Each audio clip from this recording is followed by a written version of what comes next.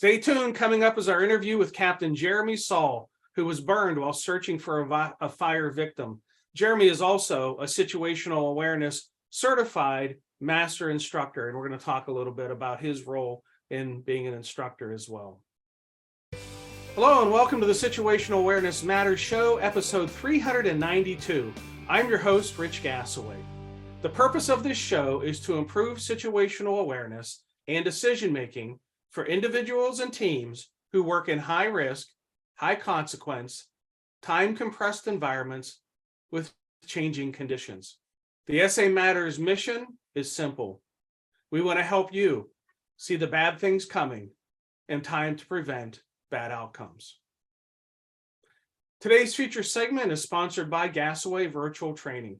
There are 33 online training programs there for you to choose from.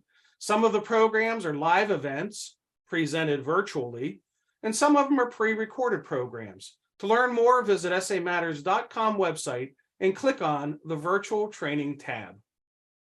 Okay, let's jump into our feature segment, our interview with Jeremy Saul, who was burned while searching for a fire victim.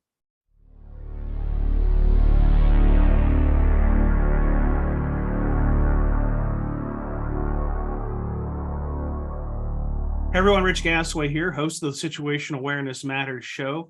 Today, I have the privilege of having as a guest Jeremy Saul. Jeremy is one of our certified master instructors, and the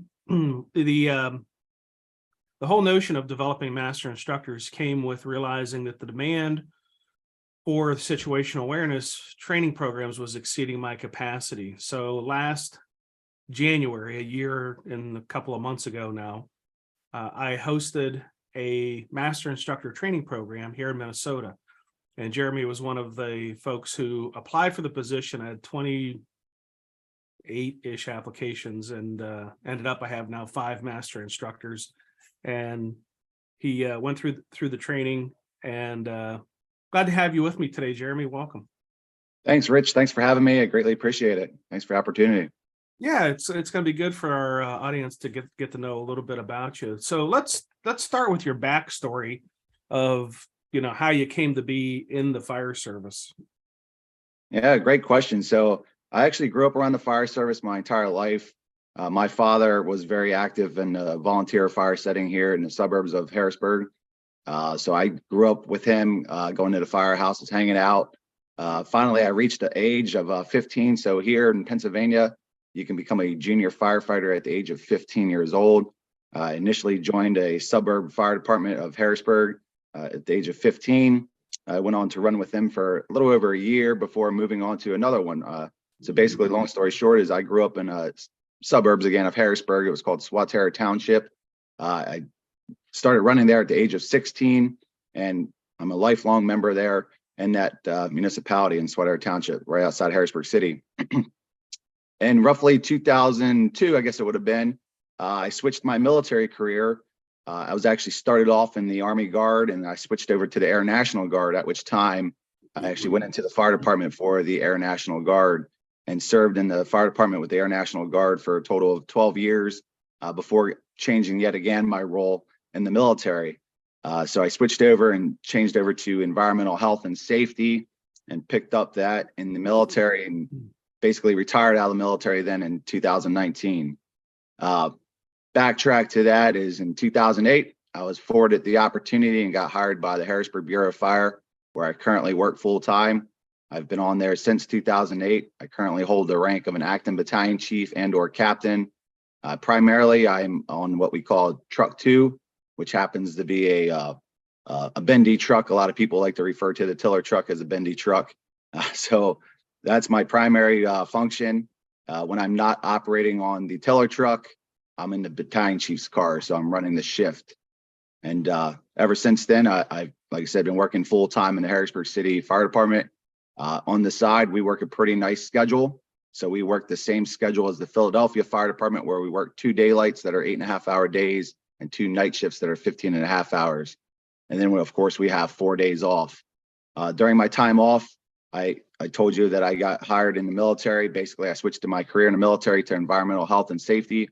Well, I took that into the civilian world. I work part-time for an environmental health and safety firm here in the Harrisburg area, where I go out and I do all kinds of OSHA training, HAZWOPER training, confined space training.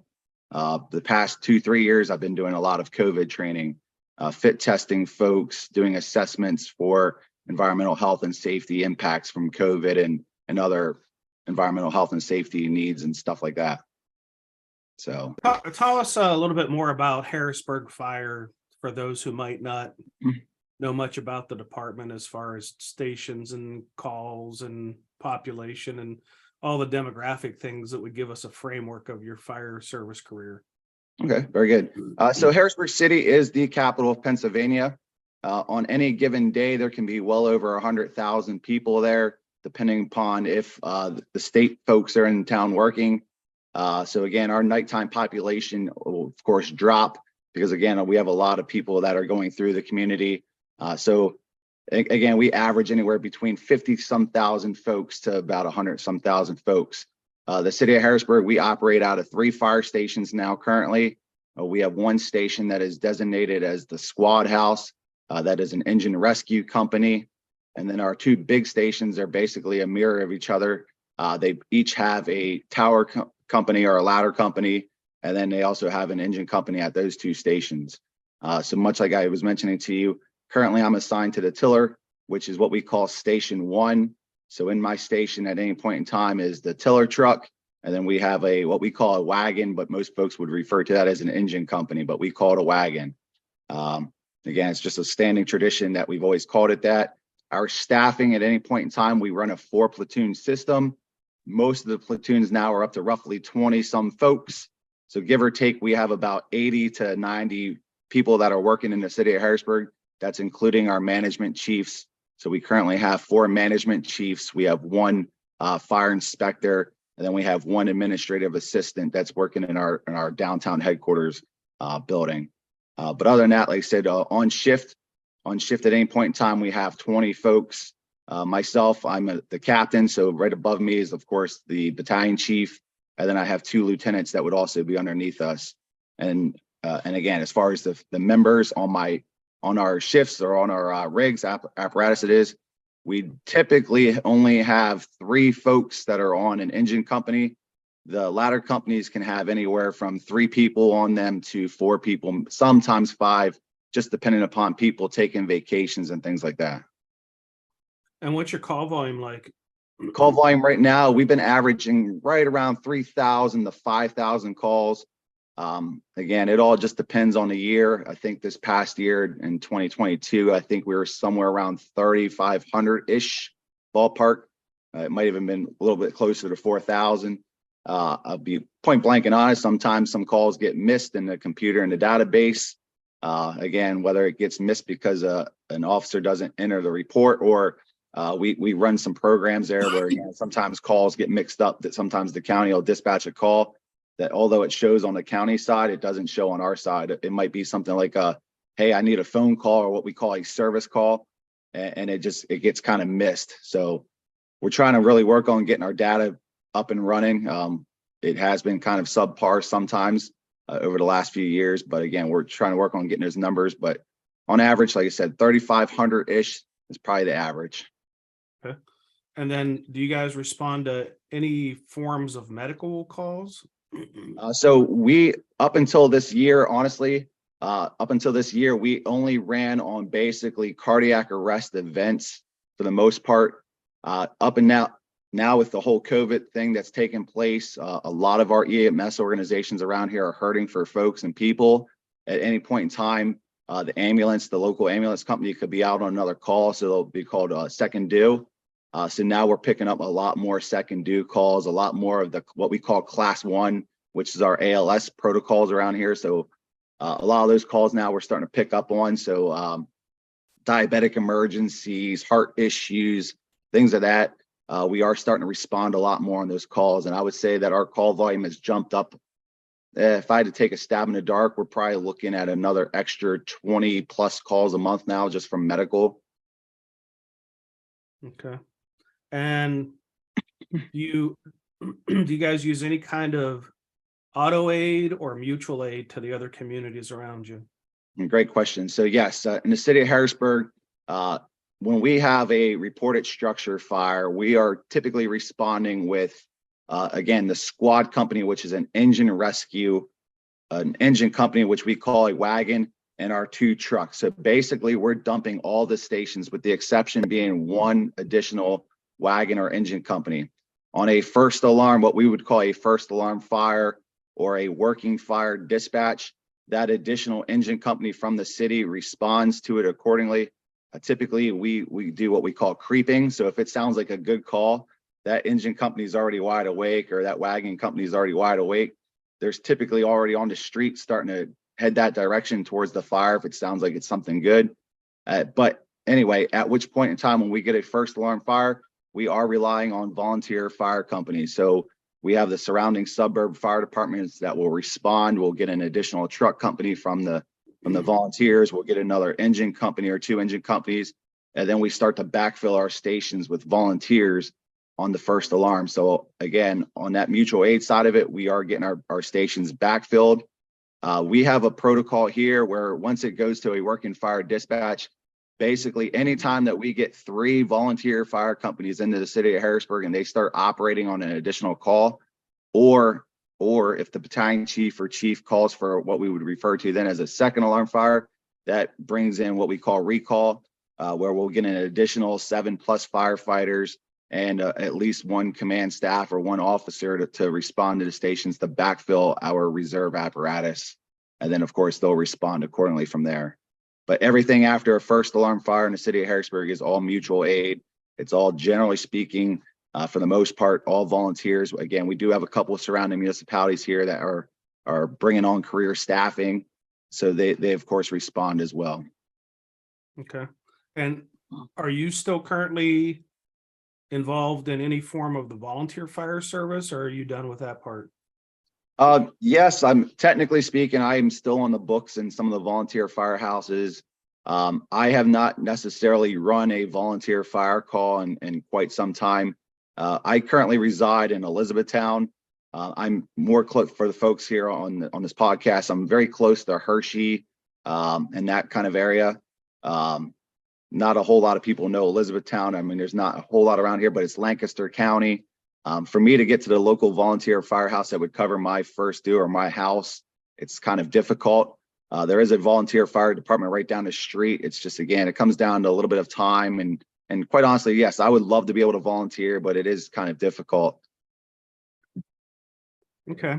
When you came here for the master instructor certification training, we asked each of you to share something from your background, and one of the things you shared was a fire incident that you were involved in that was pretty substantial. I'd like for you, if you would, to reshare that story for the benefit of our listeners and viewers. Very good. So my story that I told these folks, again, much like I've mentioned, I've been a career fireman now in the city of Harrisburg for the past 15-ish years, give or take. I was promoted back in 2016-17 timeframe, and in 2018, my world kind of changed. I was at the time, I was a lieutenant on our squad company, which again is our busiest engine rescue company. We started off the day, it was April 23rd of 2018. And we started off the day just like we start off any other day in the city of Harrisburg. We typically have breakfast at our stations. We, as the officer of the station, I'm logging into the computer, checking emails, seeing what our taskings are for the day. And lo and behold, give or take around 8 o'clock in the morning, the tones dropped for a reported structure fire. Now, unfortunately, fortunately, in the city of Harrisburg and our surrounding area, sometimes they'll dispatch what we refer to as a structure fire. That's not always a structure fire. A lot of times they'll dispatch it as a structure fire and it'll be a pan of meat or burnt food, or it'll be an outlet sparking or something of that nature. Quite frankly, this call started off very, very similar to that. It started off as basically some smoke in the building type of a call. It kind of came in like, oh, this is nothing. This is burnt food type of deal. Well, that would quickly change. Again, in our way of responding in the city, we responded accordingly. And you can go and read a bunch of different publications about the city of Harrisburg. But basically, long story short, is when you leave the squad station, you go down the street and you cut across the bridge. It's called the State Street Bridge. There's, like I said, some publications out there where you can read about, we see it from the bridge. Well, that happened to be exactly what the story was here today. We could see the smoke and the header from going across the bridge. Again, I was responding on squad 8. So essentially I was second due. I was responding to the uptown of our cities broken down in 3 departments. I was responding to the uptown, and it happened to be 2300 block of Logan Street and a reported structure fire. When I arrived on scene, we were blocked out on the squad, myself and the squad rider. At the time, we jumped off the rig. And again, I'll try to get a hold of that footage to be able to share it with you folks, but we ran up the street. Upon making it to the front of the building, again, we have a heavily involved building. A lot of our buildings in the city of Harrisburg are row homes. This was no different. This was a row home. This was the end of the row. That row, as I recall, was roughly at least 6 buildings, again, all attached. This would happen to be the end unit. Tremendous amount of smoke out of the rear of the building. Again, it made sense. It came in as a kitchen fire type of deal. So again, it appeared that we had fire heavily burning in the back of the structure. And I encountered a female. The female that I encountered happened to be the mother. And it's the mother of the child that has now since passed in this fire. The mother was frantic. The mother was yelling at me from me to you away, basically very, very close, and telling me that my daughter, my kid, is in that room. She's pointing and pointing and pointing and saying to get in there. Yes, there was smoke, but I had every intent. My mind was completely focused on I was going to go inside and find that kid. Went in. We did not necessarily have a hose line with my crew where I was with. The squad rider was with me. He was coming up behind me. I was in front of him. I made it to the stairwell, and this stairwell was a slightly different. I mean, most of our stairwells are relatively speaking the same in these homes. It happened to be that this particular house was kind of into the house, and on the right-hand side of the house, which would be the exterior wall, it kind of was in the middle. And as I recall going up the stairwell, yes, it was hot. The fire would have been behind me in this stairwell in the kitchen area. And again, we had a hand line in place. They were working on hitting the fire. I went up, and what I thought was a right-hand search. I thought I was in the room of fire. I can vividly sit here and remember and recall every step in detail that I was in on what I thought was a right-hand search going into this room where the mom had told me she was. I remember looking, I was able to see out of the window the fire trucks, which I thought was side A of the building, again, being the front where mom's pointing. I thought that's where I was at. And lo and behold, I was nowhere near, unfortunately, where where the child was at, where the little child was at. I again reached in on what I thought was going to be my right hand type of search. I immediately started to catch fire. I was in a very, very, very bad spot. Again, I moved out of that area. Again, super hot. Proceeded to keep trying to look and see what's going on. At which point in time, I really couldn't see much more. At this point, we wear leather helmets. My borks on my leather helmets had started to melt down to my shield, to my mask. I remember trying to wipe it off and see. I also remember specifically saying that I'm on fire, which in fact I was on fire. I was burning. My whole right-hand side was in fact burned. The squad rider and the other officer at the time kind of pointed me back in the direction of the stairwell. And at that point, I exited the stairwell and was seen and treated by EMS. They proceeded, of course, to remove my gear, and I went for medical transport at that time. My end results were I had some pretty significant burns to my right side. I ended up burning my right ear. I never knew that it was burnt until after the fact that we actually got to the hospital. I had no idea that my right ear was essentially, I burnt the tip of my right ear off. My whole right side was all burnt up. My leg was really, really bad. That was the main complaint that I actually had at the time. That was very deep second degree burns and third degree burns to my leg.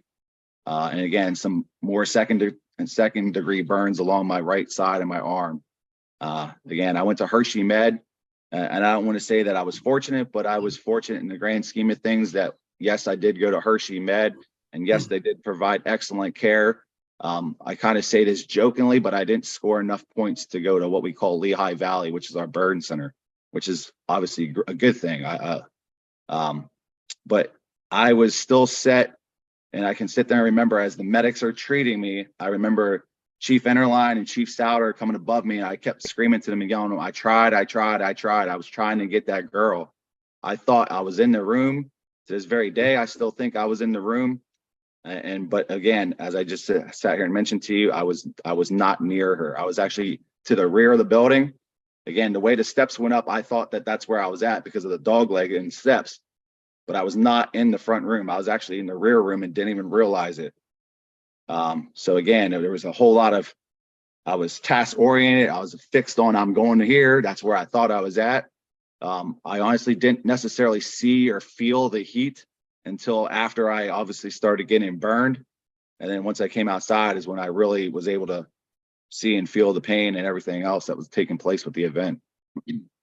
While you were inside, though, you you didn't feel the pain, even though you had been burned? I felt the pain only after the squad ride. I mean, I started feeling it when they pulled me out of that room. Like they pulled me out and he was actually putting me out because I was on fire and I didn't even realize I was on fire. There's, of course, we wear some helmet cams now, so there's some helmet cam footage, but until I actually saw that footage, I couldn't sit here and tell you that I remember being on fire. I do remember for sure that I started feeling the tingling. I do remember 100% saying to the folks, I'm burnt. But again, I thought I was in there and I kept telling them that I thought I was in there. I couldn't see for multiple reasons. Number one, again, my mask at this point is it was melted. I mean, my Borks had melted to my mask itself. I was trying to smear it. So if I was to go back and show you pictures on my mask, but you can see where I'm trying to smear my mask off from the after actions. But yeah, I still to this very day, I would swear that I was in that room. I thought I was in that room. I thought I was 100% fixed on I was going to that kid. And in the city of Harrisburg, we are relatively speaking what would be considered an aggressive fire department. And that's one of the things that I kind of highlighted towards here and gravitated towards. So when I became one of the selectees to become a master instructor, of course, going through my training and being a master instructor and on the online academy that we have, I started really going through there and there was a bunch of notes that I took. In fact, to the point where I filled up a whole notebook. I actually brought the notebook with me just for the purposes of this, but I filled this entire book is full of my notes from taking our training. And there were several things that it was kind of, it's sad to me. Like I'm actually getting a tear in my eye because it's sad. And some of the things that we talk about in our situational awareness training is we obviously we talk about our perception, we talk about our understanding, we talked about our predictability. Well, I thought I had a good grasp on all of that because again, I'm looking at a building and yes, it's on fire. Yes, I have a mother sitting there telling me her kid is right there. I was 100% in a task fixation mode where I was going to go to work. We're aggressive. In the city of Harrisburg, we don't necessarily always have a no-go scenario, especially if I have a mom telling me that there's a kid there. Like, I'm going to risk a lot to save a lot. I'm going to risk a little to save a little. Our mindset is we are go, go, go, go, go. And unfortunately, in this training, and not unfortunately, but with the training in situational awareness, you have to sometimes take that look back, and it takes that rude awakening to kind of wake you up and say, hey, whoa, this is a no-go scenario. This is not like there's no real win in this. And one of the statements that I wrote here, again, it goes into our training levels here and our levels, and we talk about setting expectations, and we talk about, can we change the outcome of that event? I was dead set on that. I was going to change the outcome. I was going to go be a hero. We were going to save this kid, and we're going to kick ass and put this fire out. That's what we do in the city of Harrisburg. We kick ass, we put out fires, and we go to the next one and do our thing. That's our mentality. And one of the things here, again, I put big old stars right next to it. And I still sit here to this very day and I dwell on it because I don't know. I don't know what I don't know. And that statement that I have a whole bunch of little stars next to here says, don't get in the way of outcomes you can't change. And I put even more stars right next to it. This was me when I was burned in 2018 is my exact statement that I put in my notes. as I went through this class. The sad part to that is that's a hard statement. I sit here and I'm still struggling with it. I still got a tear getting ready to roll down my right eye because I don't know. I don't know if that girl was alive. I have no idea. I don't know if she was alive when I went in that building. I don't know. I do know that, again, we are aggressive. We did some vent enter search. There's obviously videos and footage of the truck companies going to our balcony. So again, our homes in the city of Harrisburg are row homes. Typically, they are 3 stories to the front, and to the rear, they're 2 stories. So it has like a bump out, and then you, of course, have your 3rd floor. In the front here, again, a lot of them will also have a common porch area with a common roof. So a lot of times we're able to throw a quick straight ladder up to that roof line there for the porch, and we're able to make entry. And in fact, I didn't necessarily notice 100% at the time, because again, I went into the building. I know I'm going into the building. I'm on a hose company or I'm on an engine company. Again, the squad, I'm going in, I'm helping to search, helping put out fire. But I was going in thinking I'm going to go find this kid. And here, again, the truck company did go into those windows and they did not initially find her. What we found out later, and again, I didn't know this at the time, but her door was open. We have pictures that show that there's the adjoining room. Again, there's the additional bedrooms up there. That door was closed and there was very little to no fire. So the point that I will make to this for the folks, again, if you go to bed, sleep with your door shut. I can't express that enough. And this one here is one of those deals where that little girl's bedroom door was open. And unfortunately, of course, as I mentioned to you, in this particular fire, a 3-year-old little girl by the name of Willow Williams was found deceased. And that was while I was sitting there, basically while I was sitting on the ground being attended to by EMS. I was physically looking at the building, and I can see them working on the porch area there. And right shortly thereafter is when they actually found her. And again, I didn't know that. There are pictures on social media where you'll see 2 firemen, basically it looks like they're hugging. That happened to be my squad rider who I was with. And the other gentleman that was with me was a fireman by the name of Nate Martin. And so Jeff Skull Miller, back then, this is before he's now Lieutenant Miller, he was my actual pipe man. So he was with me. He's the one that actually put me out and kind of pushed me down the steps to get me out of the building. Then now Captain Warner, back then Lieutenant Warner, he actually kind of got me out of the building. So again, a lot of this stuff is on footage. It's a hard pill to swallow because, again, being aggressive, I thought I thought I knew better. I thought I was going to be the hero. Of course, we don't necessarily want to be the coward in the whole grand scheme of things. But it's again, I still sit there and struggle with that one every day. Like, I don't know. Could I have made a difference? Could I have saved this girl's life? Could we have saved this girl's life? And again, without going back and doing the homework and the research and everything, it's still a hard pill to swallow. So when you made entry, was it in the front of the row house or the back? I personally went into the front door. We did have an engine company, so our second due engine company again would have been on the first alarm. They were back there fighting fire. They had heavy fire. You know, everybody laughs and jokes when we say heavy fire, but they had a significant amount of fire venting this building from the rear, coming out of the kitchen. The little bit more of the backstory to this fire and what had occurred was, and again, I didn't know this at the time, but this house was an occupied house. Again, it's a 3-story house. It's occupied by the mother and a couple of siblings and kids. The mother woke up that morning and did her normal routine that she would have done. She said that she would wake up, she would make breakfast for the middle-aged child, make the breakfast, get them ready for school, walk them down the street to the bus stop, and everything was, hunky-dory. In this case here, this particular day, the mother woke up to go to make breakfast for the middle-aged child. The middle-aged child apparently had told his mother that they had some kind of school function where they were going to eat at school that day. The mother didn't realize that she had left the stove on. She thought that the oldest sibling was on the 3rd floor sleeping, so she didn't want to wake up the baby, in this case, the deceased little Willow Williams. She did not wake her up because she thought the oldest sibling was upstairs to be able to watch him. She's only going right down the street. Of course, the fire takes off. A neighbor to this residence sees that there's smoke from the building, tries to go in and make an attempt of rescue and put out the fire, kicks in the door. So now we added essentially fuel to the fire by adding oxygen to this fire. Our construction in the city of Harrisburg, again, a lot of balloon frame, a lot of open walls, a lot of insulation, and what we also refer to as on the outside, the exterior wall, a lot of it's insul brick. We call it gasoline siding. Sometimes they'll cover it up with vinyl siding and things of that nature, but basically it's like taking a shingle for your roof and putting it on the side of the wall. We call it gasoline.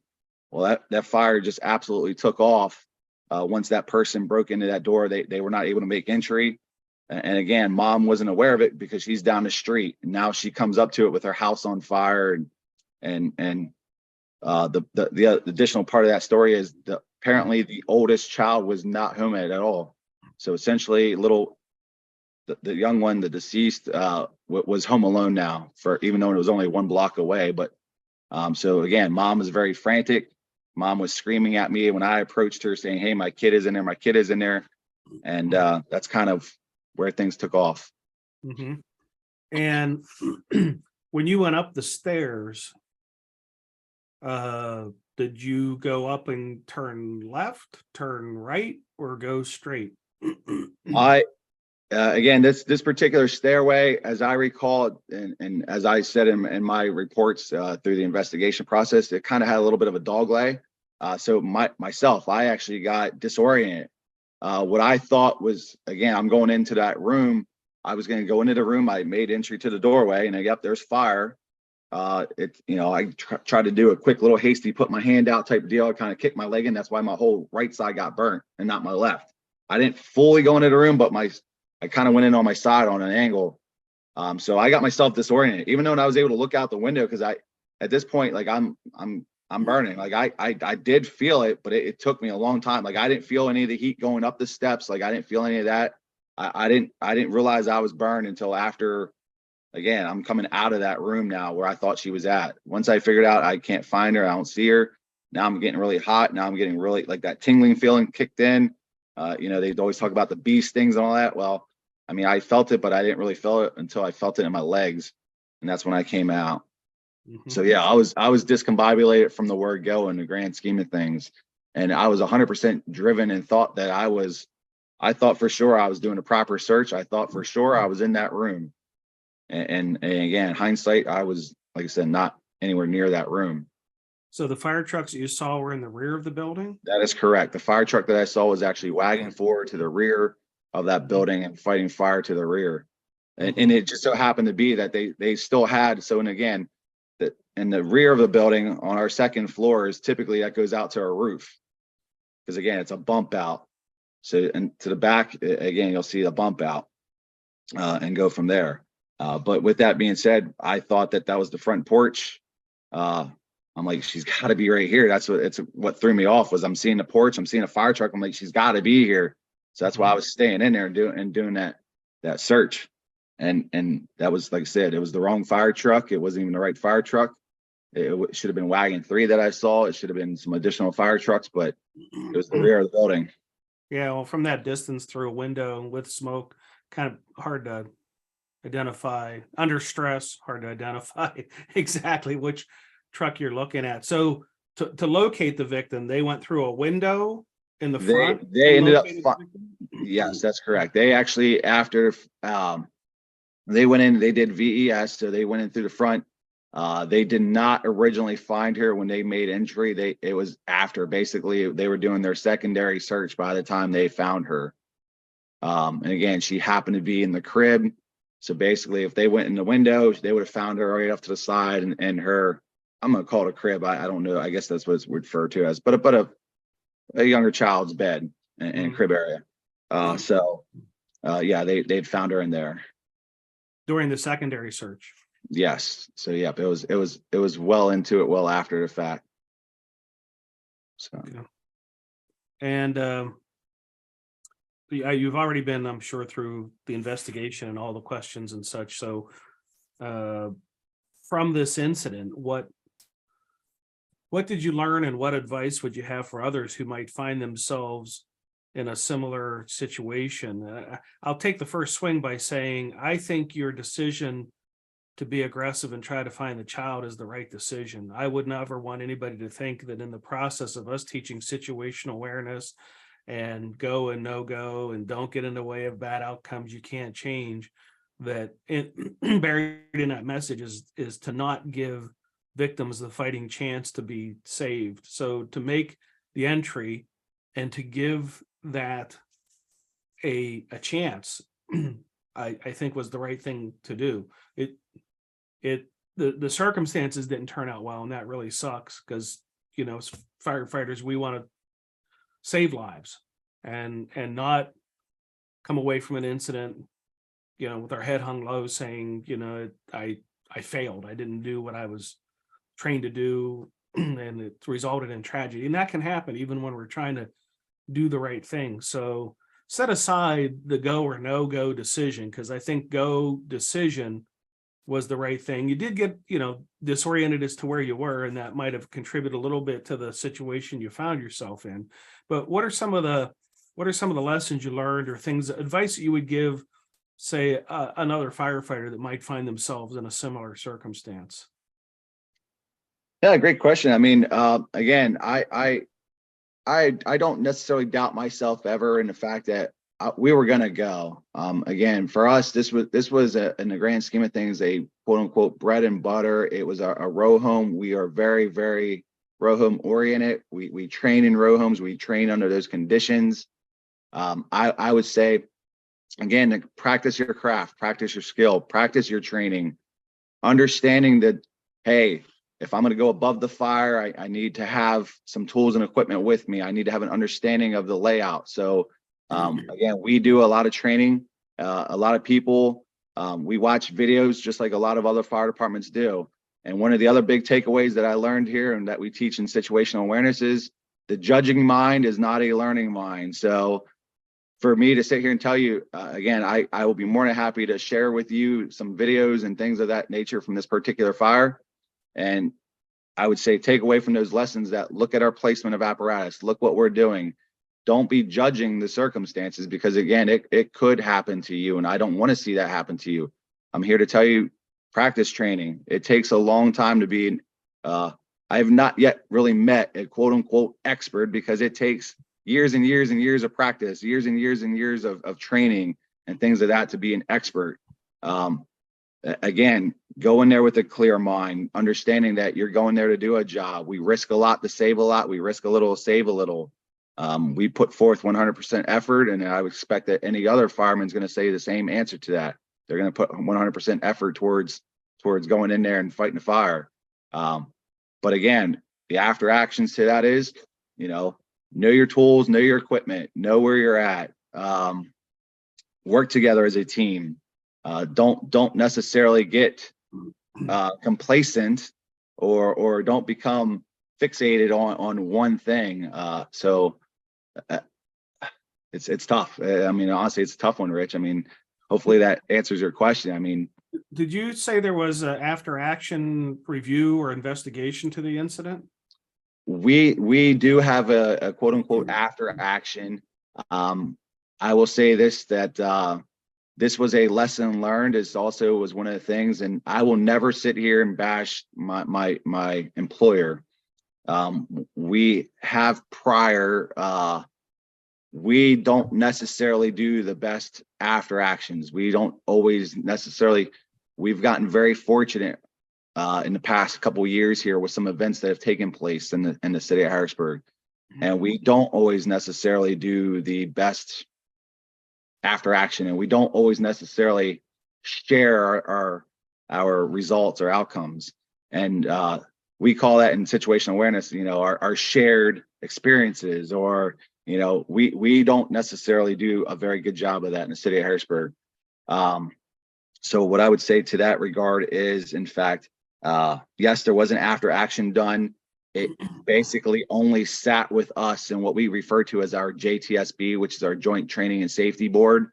It basically only sat within that that inner circle and grouping. And again, the pictures and stuff for the most part are all just in that inner circle. I was not punished by any way, means, shape, or form. There was nothing of that regard. The gear investigation, so my gear did everything it was supposed to do. In fact, I had brand new gear issued to me. That was the very first day I wore that gear. I had actually just taken it out of the wrapper that very morning. So I trust and believe that the gear that I had was outstanding. If I didn't have the gear that I had, I probably would have been burned a whole lot worse. And I did wear all my gear.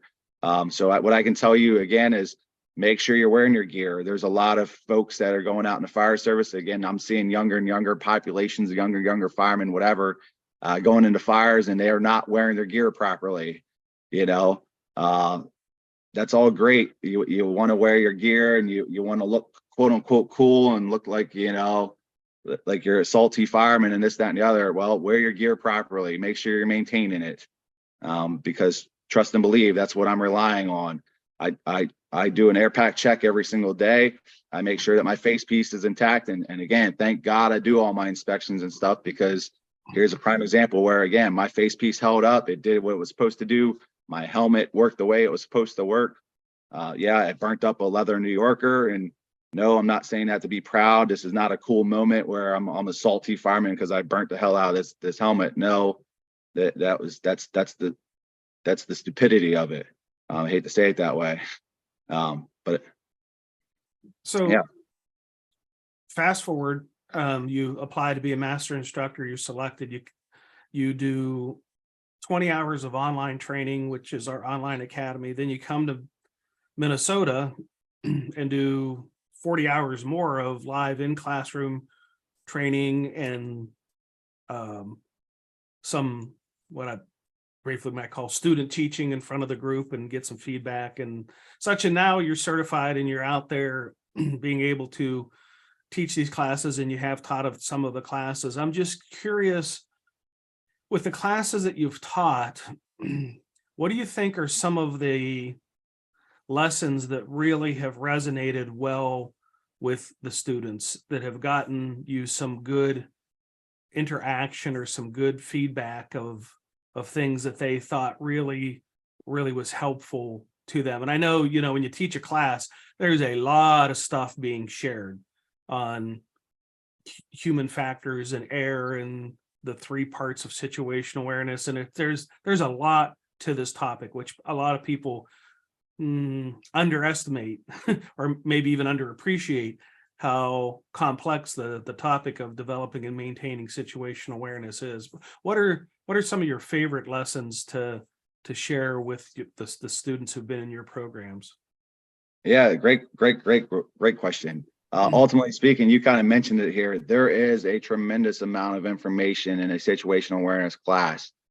So it is always our goal to sit there and help the students be able to see the bad things coming in time to prevent bad outcomes. Things that I look at, and I can tell you most recently, one of the classes, a lot of folks always ask me about that aggressiveness, and that always becomes one of those topics. And at no point in time as situational awareness, as master instructions, are we telling you not to be aggressive. What we try to teach and what we try to resonate with folks and interact with folks is we try to teach to be smart aggressive. You have to understand the people that you're working with. So one of the great takeaways that I took as being a master instructor that I try to present to people is know your people, know your companies. Not everybody's created equal.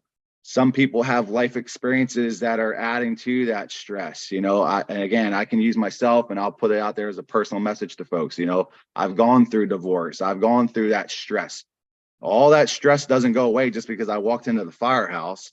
No, it just becomes something else that's sitting in the backside of my brain here that's, could come out and jump out. So, we've had these conversations in classes, and, one of the topics also that we bring up and, talk a little bit about is things like PTSD and when sometimes those demons can come out. And we talk about helping and offering students, the capability of, hey, here's somebody to talk to. Here's some programs that you can add to that to get the help that you need. So yeah, talking about the aggressive fireman mentality, talking of course about, the ability to predict, the ability to understand, the ability to be able to predict things. And again, some of that comes with time, and there's a huge difference between a rookie fireman and a senior fireman. So again, I like being able to interact with the students and being able to provide information on how you can change things up.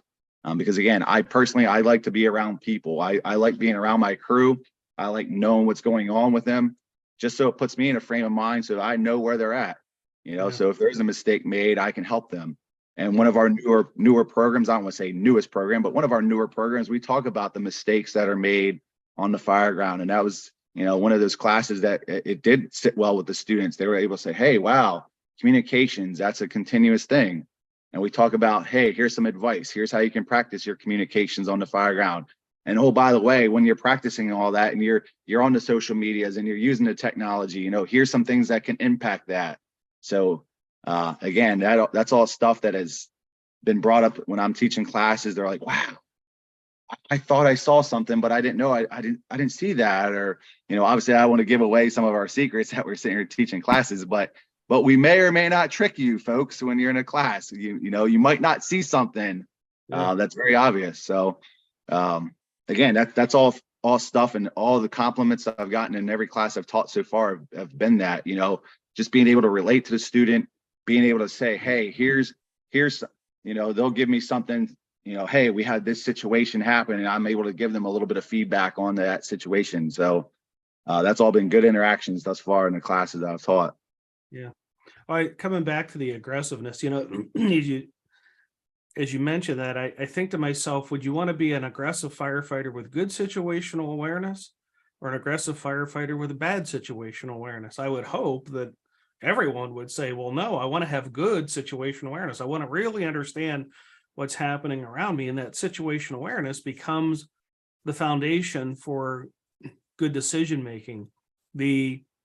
Probably the hardest thing, I think, Jeremy, for the aggressive-minded firefighter to wrap their mind around is that there will be some condition or circumstance that they find themselves in that is no go.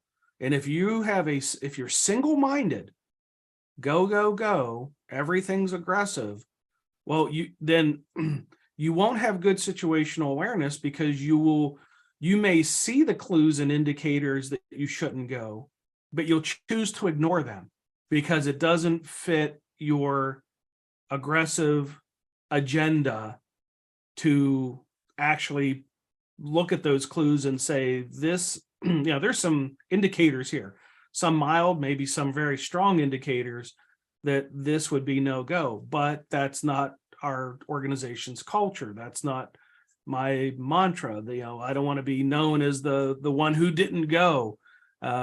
So sometimes the aggressive-minded firefighter really doesn't want to learn about situational awareness and good decision making when their decisions are predisposed. There's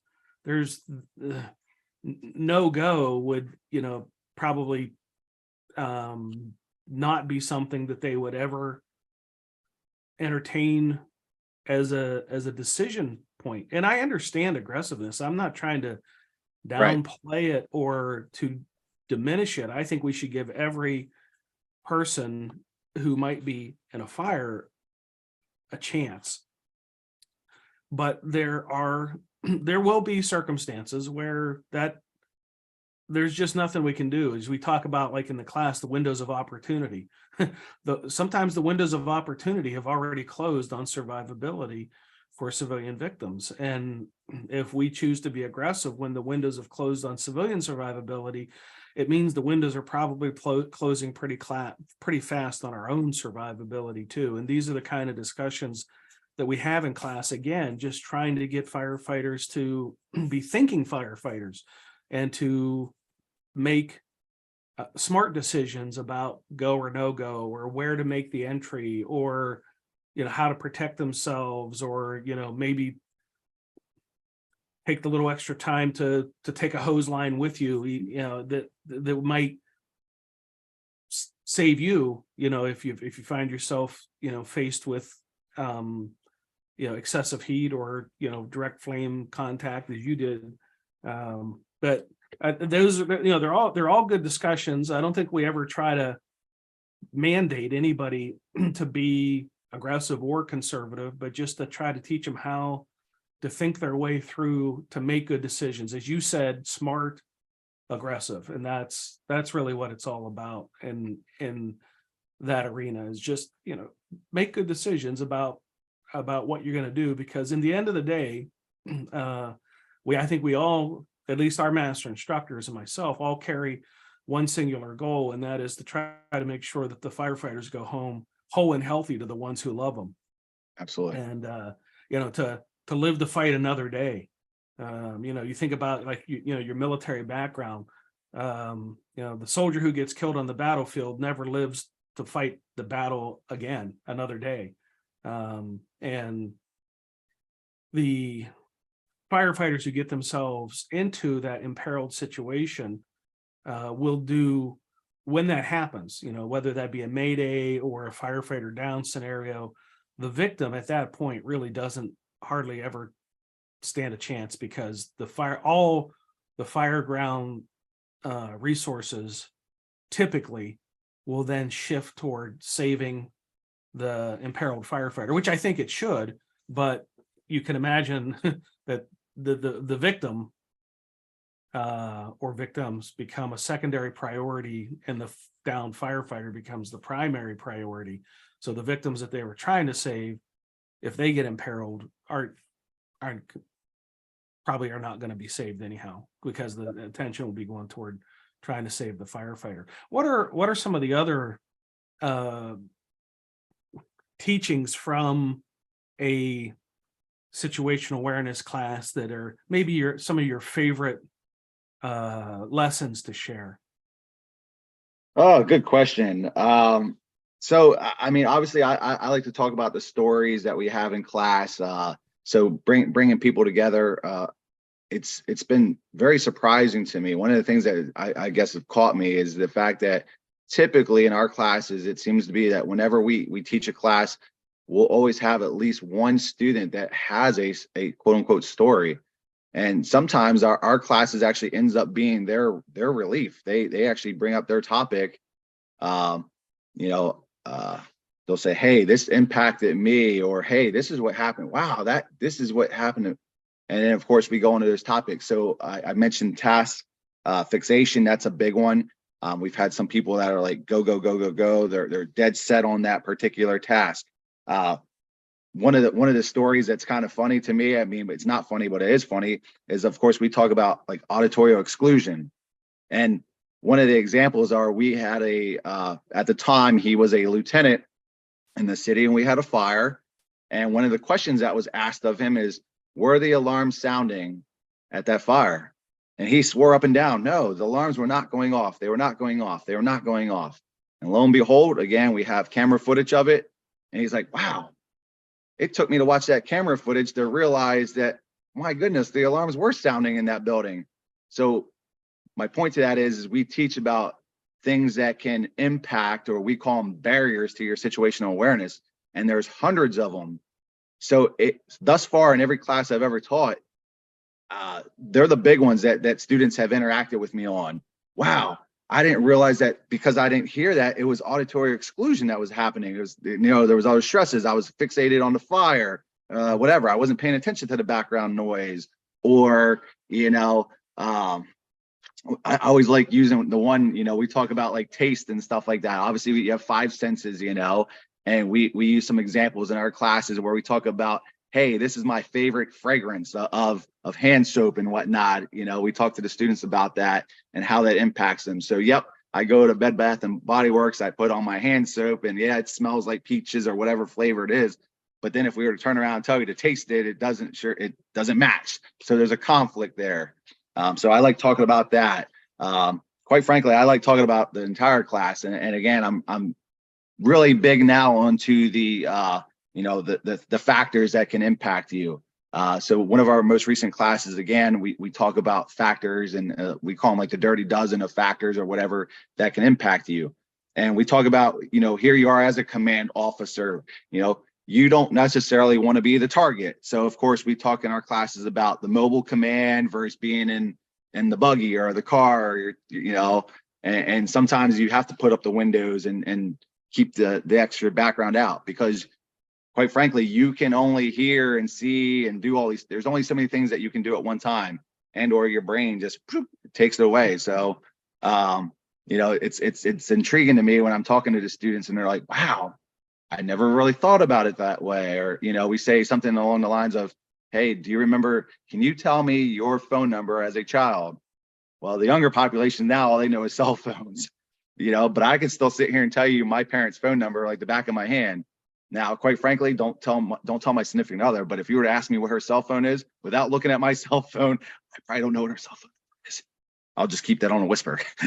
But I'm the same way. I just had a recent opportunity to had to give somebody one of my kids' phone numbers, and I didn't know what it was, because you know, with unlike a phone like we used to have to dial it up, now the phone I just tap on their name and it either dials them, or I send them a text message, and what their actual phone number is not even in my mind. I mean, right now, if I had to tell you the phone numbers for any of my kids, I couldn't tell you what it is. I know what my wife's phone number is, because occasionally when I'm filling out paperwork, you know, for me and her for something, I have to put her cell phone as my emergency contact for programs or conferences or things like that. So I know her phone number, but not other ones. It's just.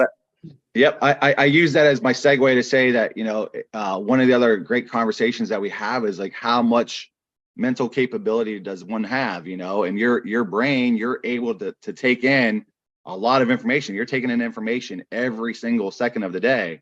And of course, I always like having a conversation. We talk about mind drift, or we talk about, you know, what's your long-term capacity versus, you know, your short-term and able to bring it out.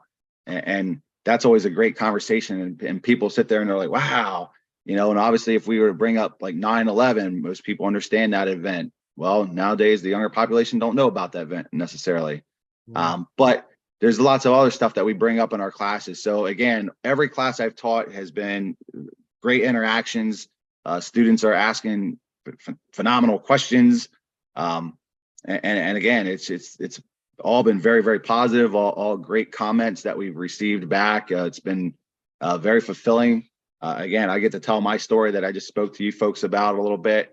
I get to bring up some of my backgrounds. Again, I never will sit here and I'll never ever bash the city of Harrisburg. It's not going to happen, but I will tell you my side of the story. I will tell you some things that I've interacted with being a fireman around the area. And again, I will never disclose your information. So if somebody tells me something, it's in 100% confidentiality until they give me permission otherwise to speak of it. And I know that's one of the things that have impacted you, Rich, as far as, you know, we use some stories that folks have told you, right? So again, folks, we're here to help you. I think that's one of the best things about being a master instruction is I'm here to help you. I'm just a resource.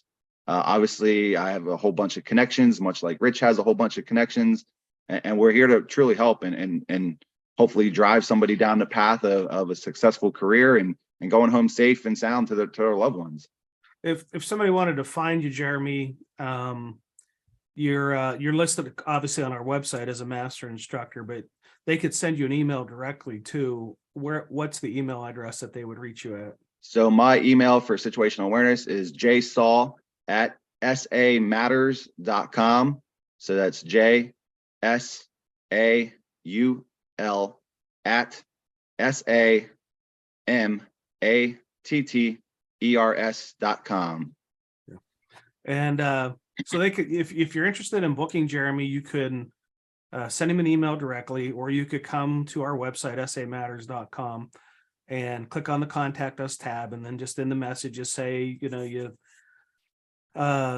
saw Jeremy on the podcast and you're interested in having him come and do a program for you, and we'll get him connected up with you and get him to do a program for your members or for your region. And, you know, keep in mind that, you know, what we're trying to do here is, as Jeremy said, is to help you see bad things coming in time to prevent a bad outcome. So Jeremy, thanks for being with me today. I appreciate you sharing the story of your incident, and I'm excited for what the opportunity is for you as a master instructor, and I look forward to your success. Very good. Thank you so much. I greatly appreciate it. Thank you, Jeremy Saul, for sharing your near-miss experience with us today. I want to take a moment to thank the agencies that have hosted some recent Situational Awareness Matters programs. The Ohio Fire Academy, 2 times in 2 months. The North Carolina Fire Chiefs Association, who had me keynote their conference. Syncrude Oil Refinery. The Fire Department Safety Officer Association Conference in Florida, who had me keynote their conference. Nuclear Fuel Services. The Thomas Jefferson National Accelerator Facility. The Association of Traffic Safety Services Conference. The National Safety Council Conference. The Alcona County Firefighters Association in Michigan, and the Power Test Conference in Orlando, Florida. If you're interested, here's some places we're going to be at upcoming. We're going to be back at the Syncrude Oil Refinery in Fort McMurray, Alberta, for 2 weeks in mid-March to the end of March. April 22nd, we're doing a safety meeting for an industrial client, and they prefer to stay anonymous, which is not uncommon for industrial clients. May 1, the Fire Prevention Officers Association of British Columbia. May 2 and 3, the IAFF Local 3111 in Anderson Township, Ohio. You can view the list of all of our upcoming programs on the SA Matters website. If you've been along with us on this ride of podcasting for a while, then you'll quickly notice that there's been a significant reduction in the number of programs that I'm doing. This is on purpose.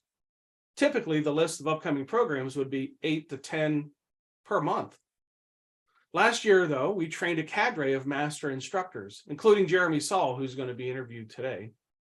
And the goal of training them was to have a group of instructors who could present situational awareness programs so I could slow my roll over the course of the next couple of years toward retirement. One of our certified master instructors, police officer Drew Moldenauer, and I joined together to author a book to help police officers improve situational awareness and high-risk decision-making. How smart police officers use situational awareness to improve safety is now available on our website store and also available on Amazon. If someone important to you in your life is a law enforcement officer or a security officer, you're going to want to get this book for them. If you're interested in hosting a live event or a virtual program, just click on the Contact Us tab at the top of the SA Matters homepage, and I'll give you a call. Finally, remember to check the show notes for how to subscribe to our newsletter and how to follow us on social media. There we share ideas about how to improve situational awareness, how to make better decisions under stress, and how to improve the skills of critical thinking and resilient problem solving. Well, that's it. Episode 392 of the Situational Awareness Matters show is complete. Thank you again to my guest, Situational Awareness Matters Certified Master Instructor, Captain Jeremy Saul, for sharing the information about your near-miss event. And thank you to our viewers and listeners for sharing some of your valuable time with me today. I really appreciate your support of the SA Matters mission. Be safe out there, and may the peace of the Lord and strong situational awareness be with you always. You've been listening to the Situational Awareness Matters show with Dr. Richard Gasaway.